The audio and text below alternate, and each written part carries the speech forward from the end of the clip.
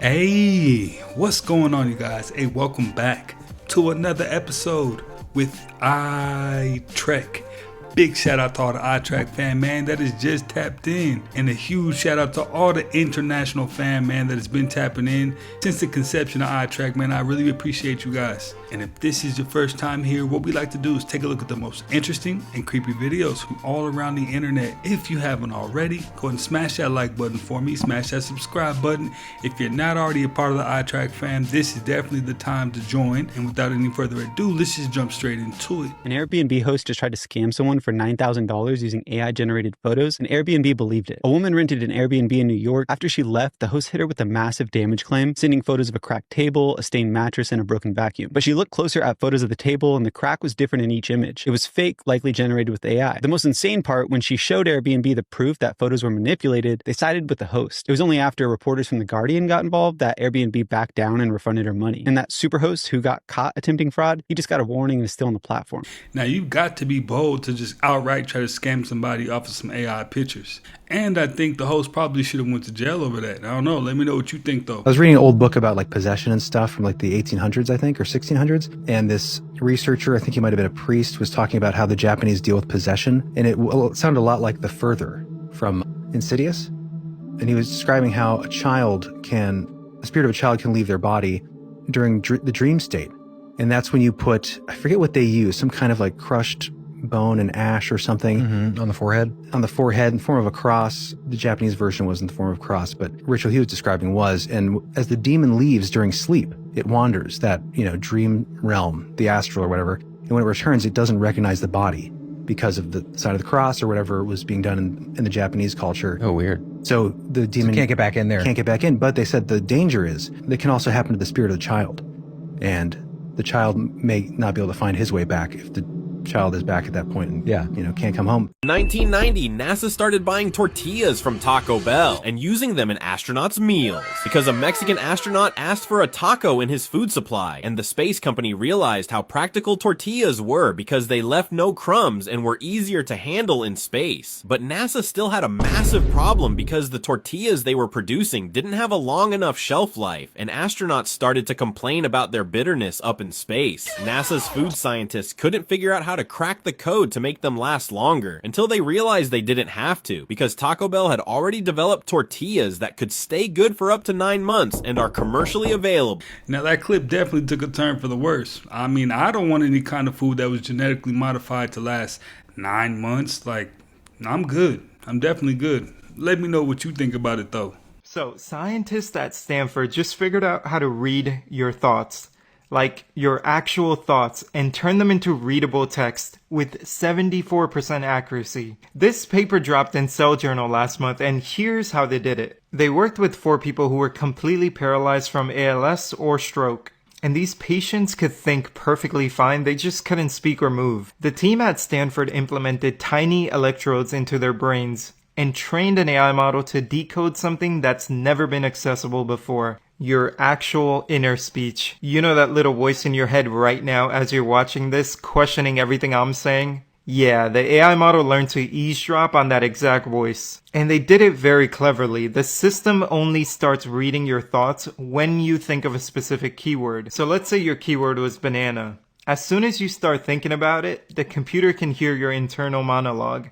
You stop thinking about bananas, and you're back to complete privacy. And once it's going, the AI could decode imagined sentences from a vocabulary of 125,000 words, reading it straight from your thoughts in real time. And when patients imagine sentences like, the weather outside is good, the AI model decoded them with 74% accuracy. No mouth movement, no hand gestures, just pure thoughts to text. The system didn't just read planned thoughts, it even caught randomness. Like when patients counted objects in their head, the model picked up those numbers as well. I mean, imagine going from spelling one letter at a time to having full thoughts instantly converted to speech. That's the potential here. And I know this paper just tested with 4 people, but if this gets more traction, this could eventually change how humans interact with computers entirely.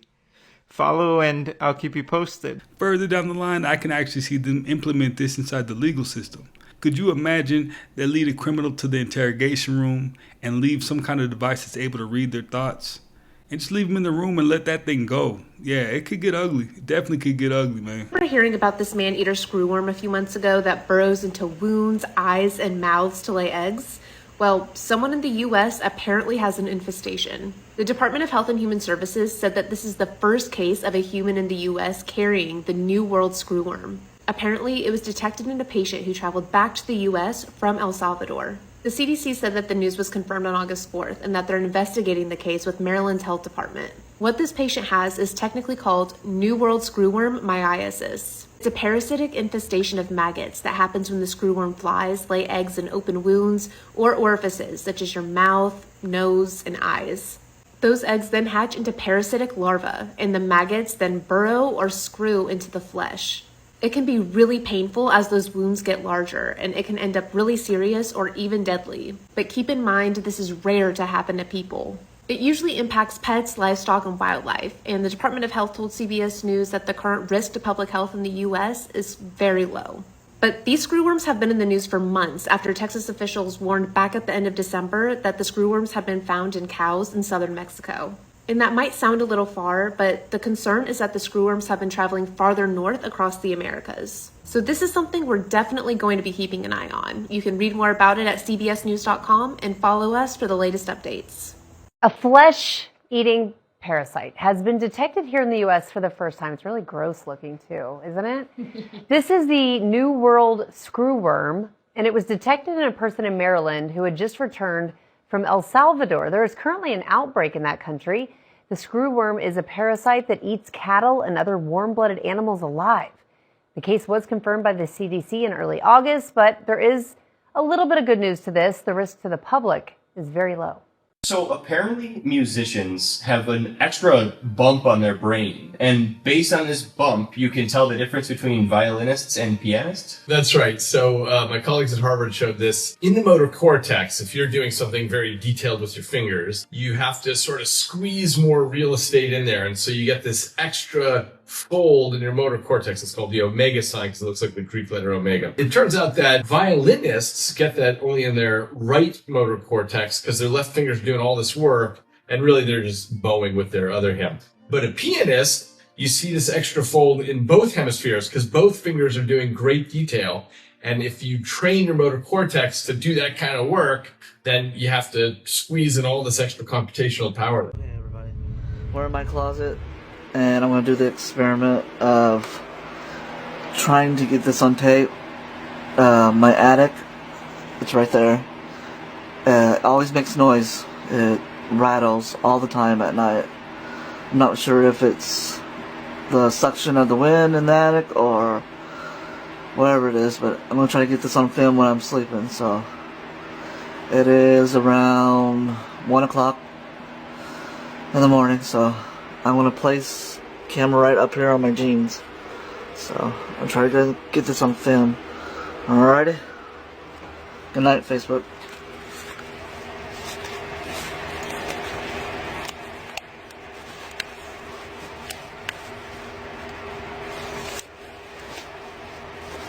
Well, if I can place it up here. There we go.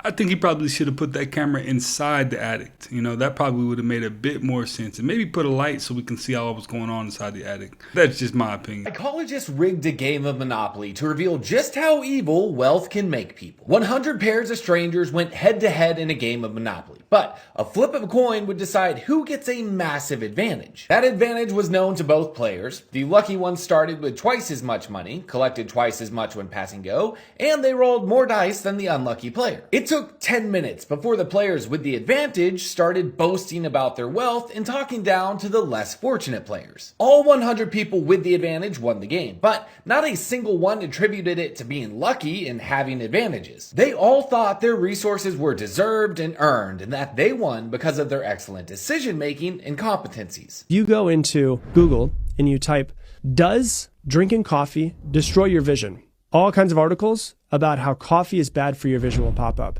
If you Google, "Is coffee good for your vision?"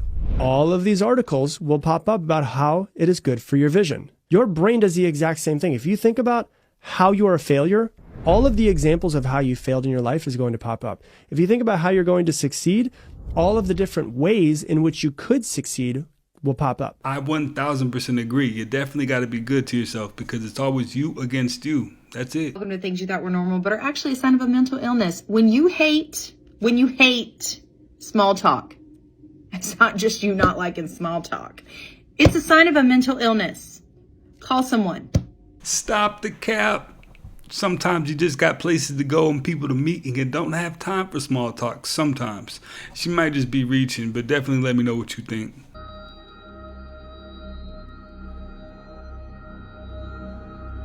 A tall tree appears to be moving, sliding from left to right as if it's walking under its own power. The strange motion continues for several seconds, making some compare it to the towering Ents from Lord of the Rings.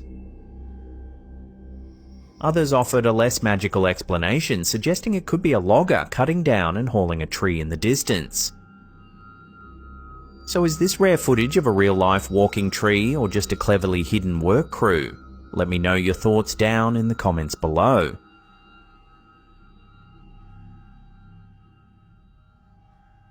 This is something I'm...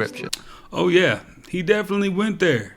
2023 study found that microwaving certain plastic containers for just 3 minutes released over 4 billion microplastics and 2 billion nanoplastics from a single square centimeter of plastic, which is tiny. You're probably doing everything right.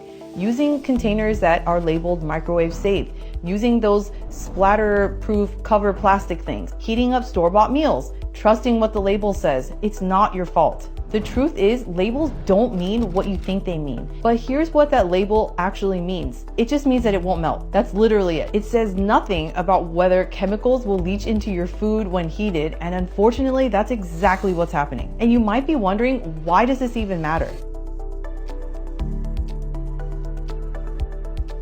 The rumors were true. Google just officially dropped Nano Banana. And we have another holy moment for social media on our hands because it's an AI image model that delivers professional level Photoshop edits in seconds that currently cooks ChatGPT and everything else on the market. As an example, I can feed it any combination of images and ask for anything I want with perfect character consistency. We can relight images, create new angles from existing scenes. We can change facial expressions, add specific clothing, weather, change appearances, whatever we can imagine. Now listen, you could always do this with VFX or Photoshop, but to be able to match lighting and get this level of consistency, I mean, this was an extremely specialized skill. Now everyone and their mama can do it by just typing in natural language. If you want to try Nano Banana, it's available on FreePick, which I recommend because they're the homies, but also as a Premium Plus and Pro user, you get unlimited generation. So another leap in Gen AI. Personally, I think everybody should be aware of the progress in this space to understand that not everything you see on the internet you should believe. Let me know what you think of Nano Banana. I'll see you soon. Hey, now this is definitely interesting, and I'm gonna make sure you guys are always tapped in with what's going on with AI because AI is shaping our future if you haven't noticed already. Not even going to be able to afford to quit our jobs. They're going to trap you. You may have to pay your job if you want to quit. Stories like this Texas nurse who tried to switch to a better job ended up getting a debt collector at her door demanding money for training that she received on site, or this story of a cargo pilot facing a $20,000 lawsuit over job training expenses are super common now. These are all examples of training repayment agreement provisions, or traps, a new way that your boss is keeping you at your job and also keeping wages across the board lower.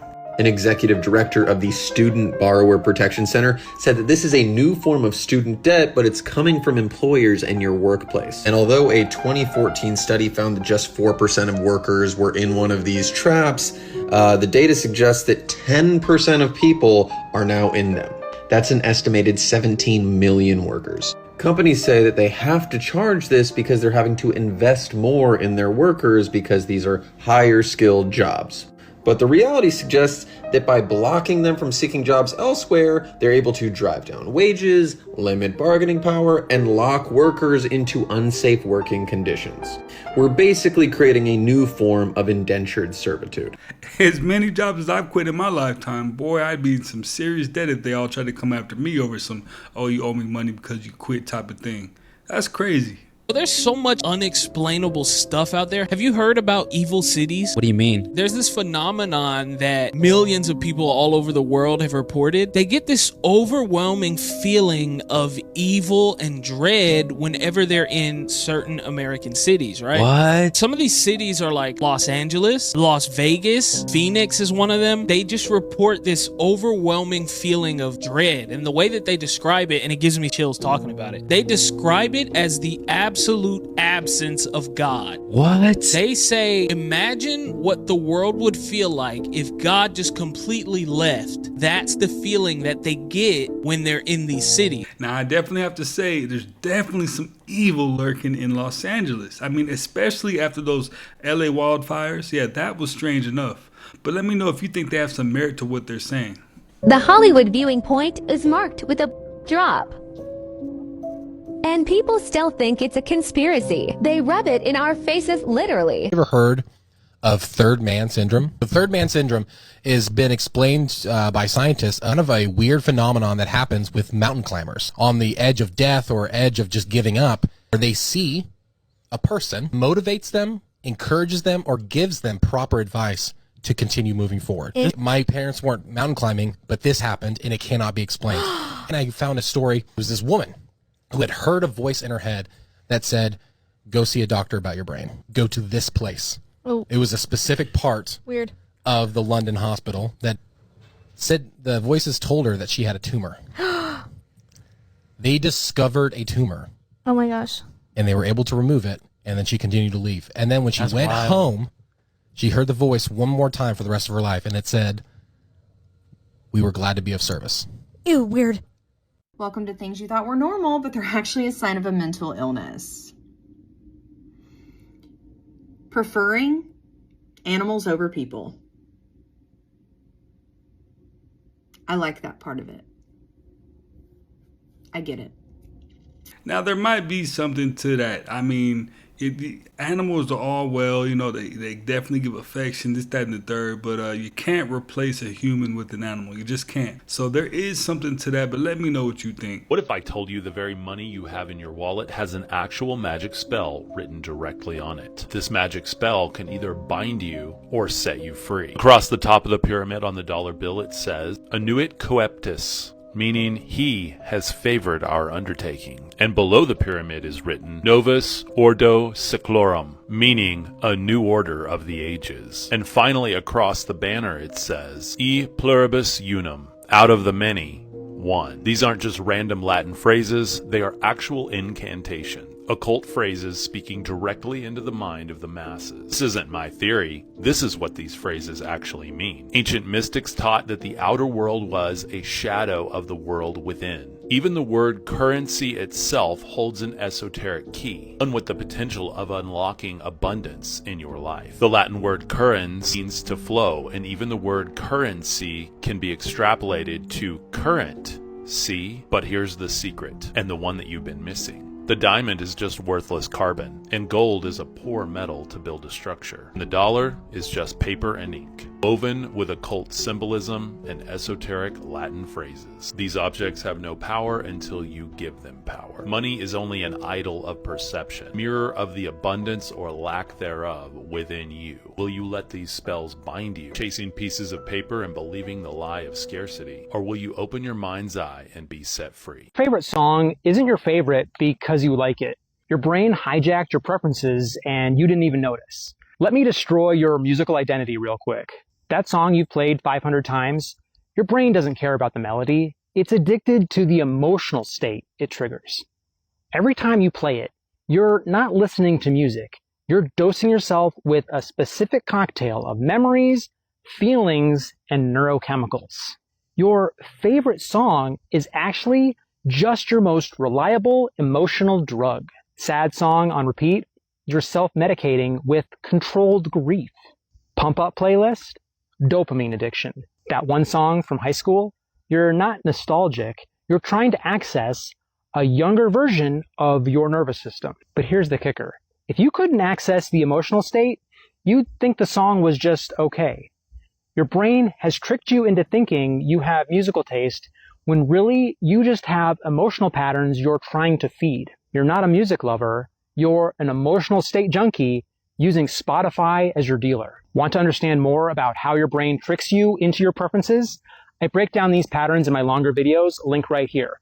But seriously, your favorite song is just your trauma with a beat. This is everything that just happened on the news today, but I'm gonna simplify it for you in 60 seconds. The president just signed an executive order that says if you burn a flag, you get 1 year in jail. So he signed this executive order that directs the Department of Justice to pursue 1 year in jail for those who burn American flags. There are literally companies right now that are working on an AI app that uses AI to translate what your cat and dog is saying to you. Okay. So they're saying that AI tools are now being developed to interpret the sounds of cats and dogs with the goal of translating meows and barks into clear, human understandable messages for worldwide users. Scientists have just managed to go 1 second back in time using a quantum computer. I'm gonna spare you all of the boring details. They said that this doesn't mean that time travel is gonna be available for humans yet, but it proves that the laws of physics can be manipulated at the quantum level. Whoa. These Chinese scientists are now developing a world's first pregnancy robot. They're saying that anybody that's struggling to conceive, you can hire a humanoid that will cost you about $14,000 and they will carry your baby for you. A literal AI robot. Dude, this is actually real right now. I give you these news roundups every day, so make sure you add me and come back to me tomorrow. Top government official has just become a whistleblower, exposing what could be the single largest security failure in U.S. history. According to the Social Security Administration's own chief data officer, a team from the Trump administration secretly copied the entire Social Security database for over 300 million Americans onto a vulnerable cloud server with no security oversight. This isn't just your name and number, this is a numident file. It's everything, your full name, your birth date, your parents' names, the keys to your entire identity. The whistleblower warns this has created a catastrophic risk. If hacked, it could lead to widespread identity theft and might force the government to reissue every social security number in the country. The Doge official who approved this, he literally wrote, "I've determined the business need is higher than the security risk, and I accept all risks." He accepts the risks with your social security number. Right now, a live copy of nearly every American's core identity is sitting on a server that, according to the government's own data chief, circumvents normal security. Now, if those new social security numbers come with the 800 credit score, I think everybody's on board. Let me know what you think, though. Things I wished I never learned. Soda fountains dispense a bacteria normally only found in shit, no matter how well the soda fountain is cleaned. Shredded cheddar cheese on Taco Bell tacos is unmeltable. Man who invented Match.com got cheated on by his wife who met the other man on Match.com. You can grow teeth on your ovaries. Climate change is making spiders bigger. Gelatin is made out of bones, so when you're melting marshmallows in your hot chocolate, you're essentially drinking melted bone goo. Now, I don't drink too much soda, so that first one doesn't really matter too much to me. And that whole Match.com thing, there's too much irony in that. I mean, he's probably better off anyway. And she ruined Rice Krispie treats for me. I mean, just ruined it. So during that whole time, the CDC put out something really weird. They had this document called Preparedness 101. Preparedness for a zombie apocalypse. And I thought that was strange because I always look at movies, right? That kind of sound like the movie I Am Legend. They had what? The vaccine for cancer. I wondered if anybody saw that movie. I'm saying. Here we go through COVID. And hasn't anybody seen that movie? Yeah. I made the correlation. I'm like, what if there's a scenario to where these vaccines later on have an effect of some rabid type of scenario where humans aren't really human anymore? And then they release another document saying zombies in literature. This is on the CDC website, to where how to get prepared. And they're saying that, you know, if and when something happens, here's how to get prepared. I'm like, that's really weird. So have you seen that document at all? I have not. And I always think that, you know, they put things like hidden in plain sight. So they always got to, you know, show you before they tell you. So I thought that was pretty odd, to where, you know, we're talking about preparedness for a zombie apocalypse. That sounds crazy, but they always put it in the movies first. They have a department in Hollywood. Yeah, the DoD has an entertainment media department that works closely with Hollywood. They work with script writers, directors to depict things, you know, put in or out of movies. I feel like, you know, the last 30 years they've been showing us in movies. Even with Demolition Man. Have you seen the movie Demolition Man? With Sylvester Stallone? No, I haven't seen that one, but I was going to bring up I Am Robot. There's another one, you know. Yeah. If you want to trust AI, yeah, Will Smith wouldn't trust AI. Yeah.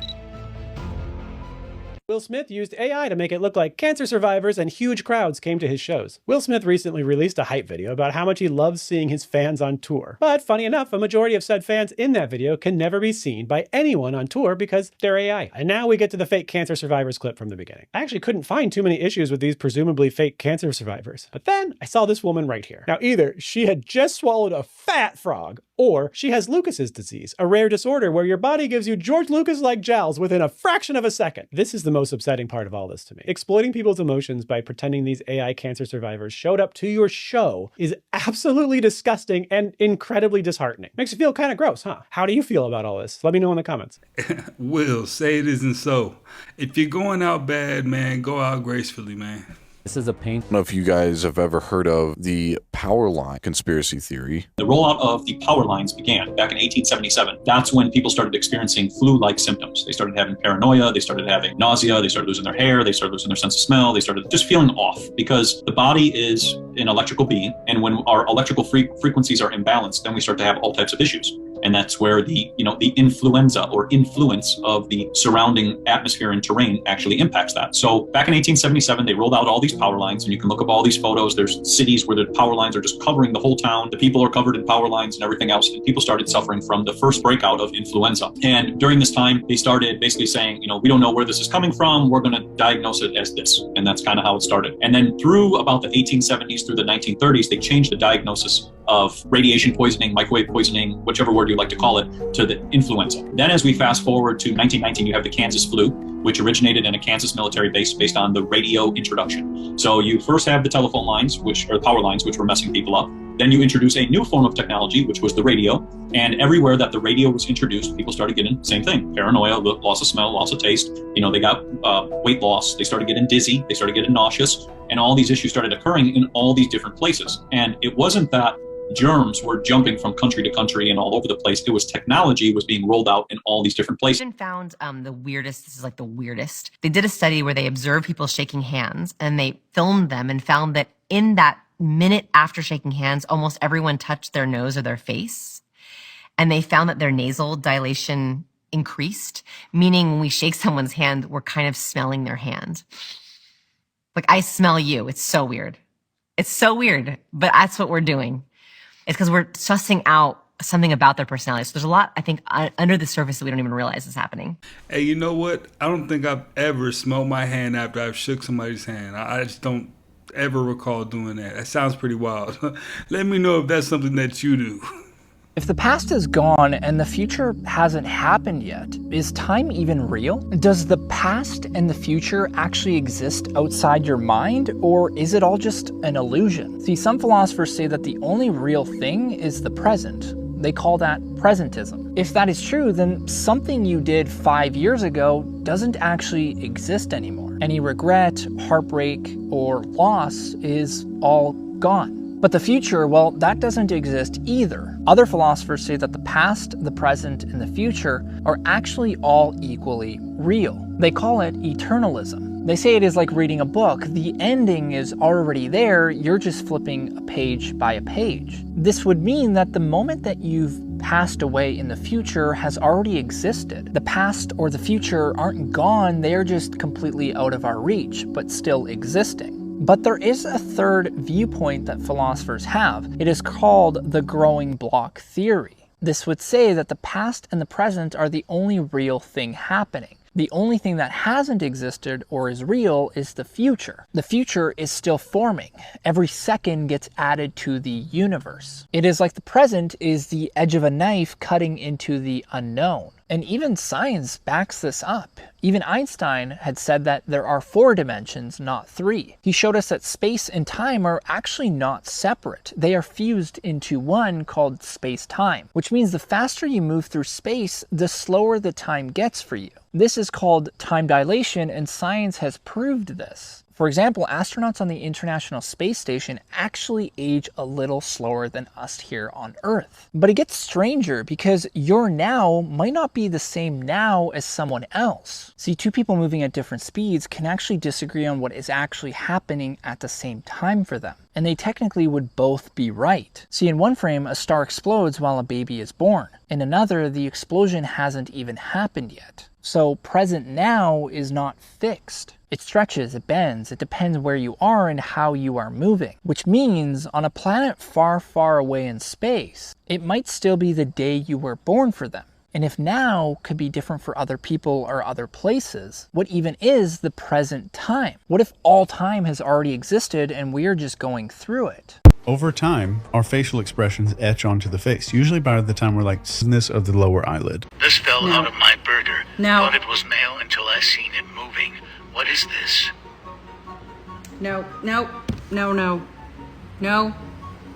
Have you ever heard the term or known anybody that had meningitis? If you have but wonder what it actually is, this video is for you. Yes, this is a real human brain that was donated to science. The area where he's inserting the probe is called the meninges. When this becomes infected or inflamed, this is what causes meningitis. Viral meningitis is the most common and typically less serious. Bacterial meningitis can be life-threatening though. This can be contracted just like other bugs through sneezing, coughing, and kissing, often from those who don't even have meningitis themselves. Best way you can avoid this is through good hygiene and is another excellent reason to wash your hands. This weird, crazy-looking monstrous thing was recorded in somebody's backyard. I don't know what that is. Is that a beast? Is that a werewolf? Is that some weirdo in a costume? I don't know, but if I saw that thing, I wouldn't be standing there taking pictures. Nah, I'm with them on that. I wouldn't be standing there taking pictures either. Famously made a pact for 20 years of fame, and he got it. And 20 years to the day, he was shot and killed. But the man who shot him was apparently being driven basically to kill him. Like voices were talking to him to kill John Lennon, kill John Lennon. I do remember that. Mark David Chapman, yeah. And then and as I recall, he was exorcised of 5 demons. Oh, wow. The man who shot John Lennon. And they repeated the pact, like renewed the pact, close to the 20-year time when it ran up. The devil came back 20 years later, collected, sent to somebody who had voices in his head telling him to do this. The theory here makes you think the guy that had the voices in his head, wonder what he exchanged in return to allow the devil to use him as a vessel. Now, all over my channel, there's all kinds of patents and devices and people explaining how they have the technology to send voices to you and make you think you're hearing things. And they might have created a story a long time ago to kind of push the blame off, 5 demons, the devil, all kinds of different things other than what it might actually be. So there's a lot to marinate on for sure, because that's really creepy. Because the whole John Lennon situation definitely ain't the first situation we've seen. Some crazy history you definitely did not learn in school. This is a picture of Grand Central Station in 1929, and apparently it's not possible to take a picture like this anymore because the entire station is surrounded by buildings. And obviously that would block the sun rays. If TikTok existed in the 1920s, this would have been a trend called horse manning, where you basically pretend that you're headless by having another person in the photo. I guess it was a playful way for friends to be creative. Cool. Let's not bring that back. OMG was first used in 1917. George Washington passed away with about $594 million in today's money of net worth. He was receiving a presidential salary of $25,000 or about $900,000 today. And apparently that was about 2% of the entire government's budget at the time. The old Danish criteria for common law marriage says that if you have a mistress that sleeps in your home for 3 winters and has a key, eats with you, sleeps with you, then you're married. Some things you probably didn't know because I didn't. Brazil is by far the country that takes the most showers every 12 hours on average. This man spent 5 months in jail because no one told him his bail was just $2. The Sahara Desert sends millions of tons of dust every year across the Atlantic to the Amazon rainforest. The dust is full of nutrients like phosphorus and iron, which is what actually keeps the Amazon rainforest alive and green. A woman in 2005 named Susan Bennett spent 4 hours a day recording random phrases and sentences, not knowing the purpose. It wasn't until 2011, after a friend who had bought the new iPhone 4S told her that she was the voice of Apple's Siri assistant. A recent study says that the ideal age to get married and have a lot of babies is 26 years old. They say that people who marry at this age have the lowest divorce rates, highest marital satisfaction, and better long-term stability compared to those who marry earlier or later. They say you're mature enough to make informed decisions, but young enough to have the energy and biological advantage for childbearing. Hey, you stayed in jail over a $2 bail? Somebody needs to just give him one of those real quick, man. That's crazy. So apparently now, some people think they could beat a gorilla one-on-one. Let me snap you out of that delusion. These guys get up to 6 feet tall and 500 pounds apiece. And according to scientists, they could bench press 10 times their body weight. That's 4,000 to 5,000 pounds. That's your car, with you in it. On top of that, they also have a 1,300 pound bite force, which is twice the bite force of, I don't know, a lion. And they combine that with having 2-inch razor sharp canines. Those things would slice through your flesh like a hot knife through butter. Oh, and they can also throw a punch at over 2,000 pounds of pressure. That is a stronger punch than any human in history. If you think you could take one of these in a fight, your brain is malfunctioning. Can you tell by looking at a person if they died scared or calm? Oh, yeah. Like, does their face genuinely be like most of the time when a death happens, a person relaxes for the first time in their life. Even when you're asleep, your muscles are still contracted. That's why Botox works so well. Because even when you're sleeping, even when you're resting, you're still having those emotions in your face and everything else. And so those wrinkles are still there. I have laugh lines in the corners of my eyes even when I'm asleep. Yeah. Mostly it's because I'm laughing at Pam while we're sleeping, but it's not. That's not true. I shouldn't say that. But so when your person dies, then their body and their skin and all those little muscles relax for the first time ever. Now that makes a whole lot of sense, because when Martin Lawrence came out of that coma that he went into, he said that was the best sleep that he ever had. So that makes a whole lot of sense. But that's a shame that it takes that to get that kind of rest, though. Hi, I'm Dr. Todd Frisch, and I read faces.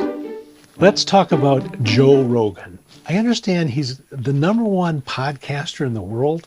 Sorry, I didn't know that, Joe, but that is an impressive thing. But let me explain to you why it's not a surprising thing. There are 9 face shapes in my world, and Joe Rogan is a classic iron face. It's a very square face. Winston Churchill was a classic square face. So the traits that are unique to him are the 3 S's. He's strong, he's stable, he is stubborn. When you look at him, it's the 3 W's. He's a wuss, he's a wimp, and he's a wallflower. Not a chance. Look at this guy. Just a powerful looking face. So there are other features. Everything on the face has a meaning. So his ears are high set. So this indicates he's very down to earth. They're very large, which means longevity is in the cards. If you look at his family tree, there'll be a lot of people that live a long time. It also indicates good health. It also indicates the fact that he's able to take risks. He's not afraid of taking risks, because fear is the emotion of the kidney, and the ears represent your kidney. So this is based on traditional Chinese medicine. His chin is very square, which means he's very practical, very strong-willed, and very determined. Can't you just see it in his face? It's absolutely fascinating. There are some lines that come from the corner of the nose to the corner of the mouth, nasolabial lines. In my world, they're called falling lines, F-A-L-I-N-G. Falling means purpose and spiritual strength. This man found his purpose. He knows exactly why he's on this earth, has great spiritual strength.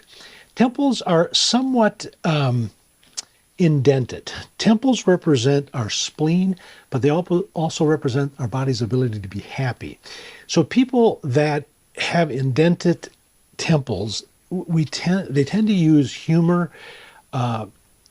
to feed their own well-being. It almost uses it as a crutch. That's not a negative thing. It's just part of the motivation behind where he's coming from. And humor is going to be a big part of his life because he needs it in his life. I never can look at anyone and not make some kind of health assessment. I was a physician. I retired, but I can't help myself. So the overall indicator with Joe is he's got a very strong constitution. That's a blessing and a curse. The blessing is he's got a really, really strong body. The curse is he does not have the early warning mechanism that says he's kind of messing up. He can really push his body way past his physical limits. Again, not a negative till age hits. And I'm a living example of someone that did that. If you'll notice underneath his eyes, there is some puffiness. It is greater on that left side. This is a kidney deficiency. Kidney governs bone. So chances are he's going to experience some arthritis or some bone issues.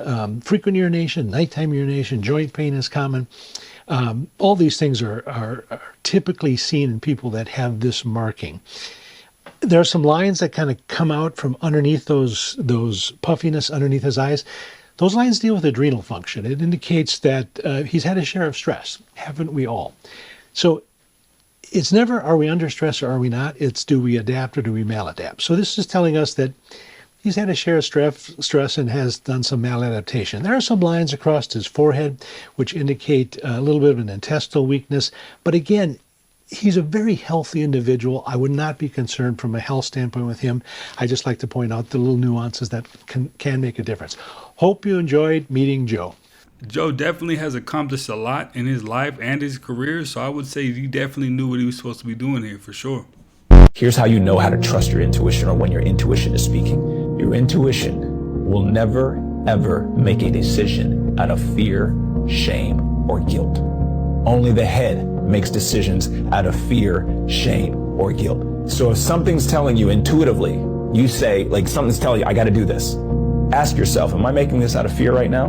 Am I looking at this from a lower vibration? When you start to ask these questions, you will start to see the difference between your intuition and your head, your logic, your reasoning. And please know that intuition will always come first because you already knew the answers on a deeper level. Message. Intuition test. There is a Sharpie marker cap in my hand. What color is it? What's your first intuitive sense? What's the first thought that comes to your mind? What do you see? What color is it? I want you to deeply connect with your intuition. Take a pause, take a deep breath. What color is coming to you?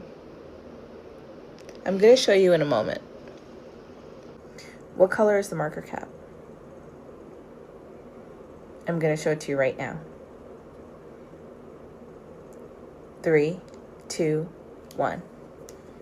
It's blue. Did you get it right? Let me know in the comments. I immediately defaulted to blue, so I just knew it had to be blue. But let me know what you got down in the comments, though. Well, you guys, hey, that's another one in the books, man. I appreciate you guys for stopping by yet again and watching another one with me.